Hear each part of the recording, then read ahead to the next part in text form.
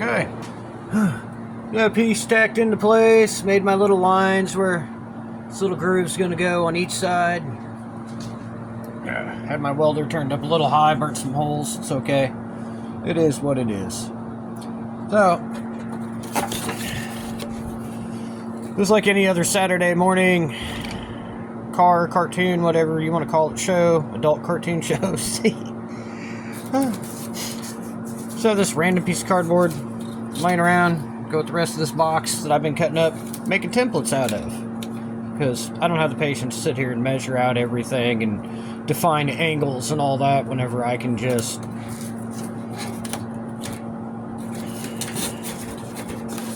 slide this little piece of cardboard in here, and oh look, there's my template.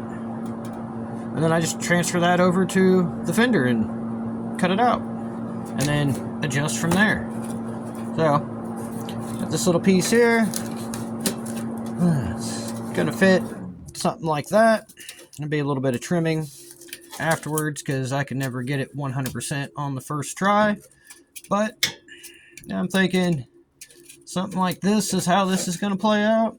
Go up here, just kind of bend it, twist it, beat it up, get it to fit in there. I'm thinking, since we got this hole, this dimple don't look real promising. The Rust Finder 5000 said that that's not a hole, but I bet it's really, really thin, so if I try to weld to any of this structure here, is probably just going to burn through. So I'm probably going to cut like here, over, something like that. This looks a little bit more solid, other than the surface rust, but it's what I'm thinking. So we're probably going to take this and probably going to go to this point right here with this piece, just because this has this nice little curve right here. I beat on this a little bit, trying to shape it. I'll do a little bit more once I pull it out of the car and I'm able to beat on it some more to get rid of this lip right here, to get it to lay down flat. But you can only do so much whenever you've got a solid backer back here, but it's helping me somewhat get some of the form in.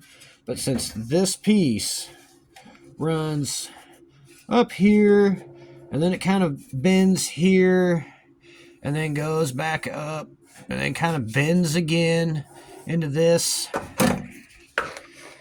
my hammer here says I can make that shape out of a piece of sheet metal, which is kind of about the same style as this, and we can just take it and hammer it there, get that bend in it, hammer it here, kind of hammer it there, and then just keep going up to the point I want it to stop at.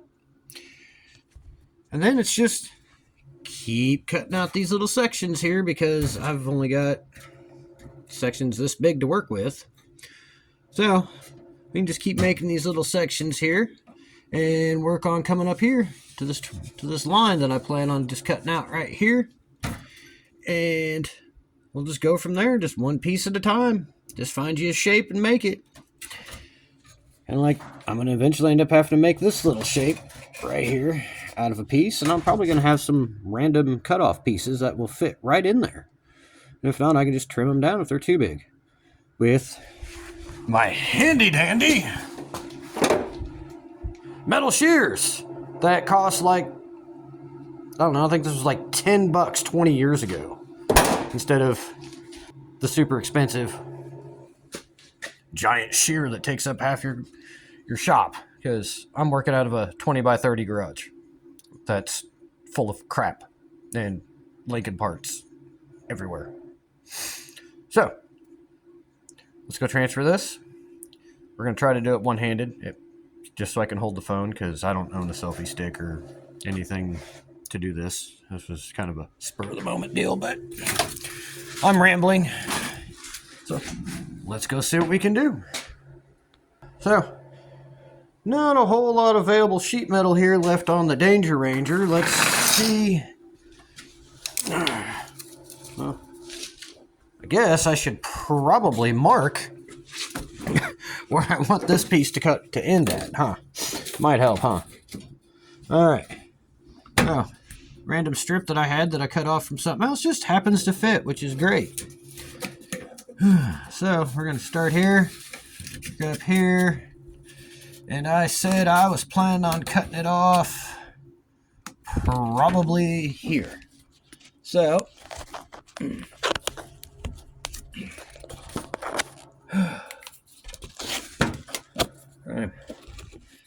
trying to figure out how to do this one-handed, don't mind me.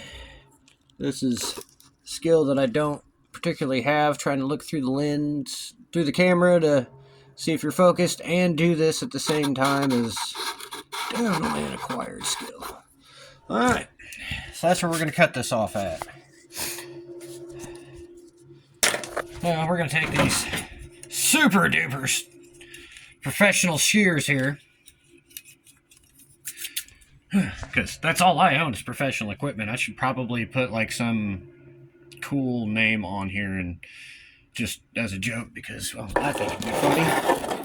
And there it is. Template's made. Oh. Now, let's see if we got enough sheet metal over here to make said piece. Which works out great. Now, I'm not worried about this little contour right here. Not worried about that. There's a little contour right here. Not worried about it. I'm going to beat it with a hammer later. Beat it into shape. And some of these contours right here may help out later in the shaping of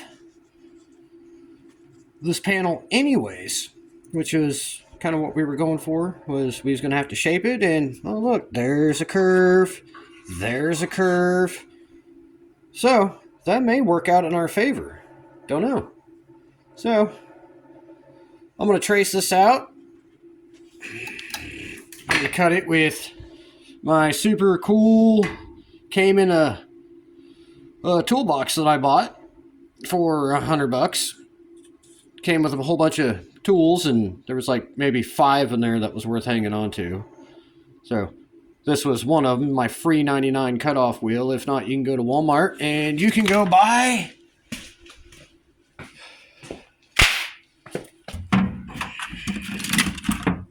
one of these for $20. Works great. I took the guard off of it because I couldn't see and I was working in a tight place. But, yeah, like I said, I don't have any of those expensive name brand tools. I do have one, but my buddy is a Snap-on dealer. So I got a great deal on this I couldn't pass up because I burnt my other good one up. But, yeah, just a whole bunch of nothing. So, like I said, you can do this at home with whatever you have laying around. You can take the world's sketchiest grinder. You can put a cutoff wheel on that bad boy and cut this out. I just don't like the death wheel, so I try to avoid using it whenever I've got a baby death wheel that doesn't scare me nearly as much.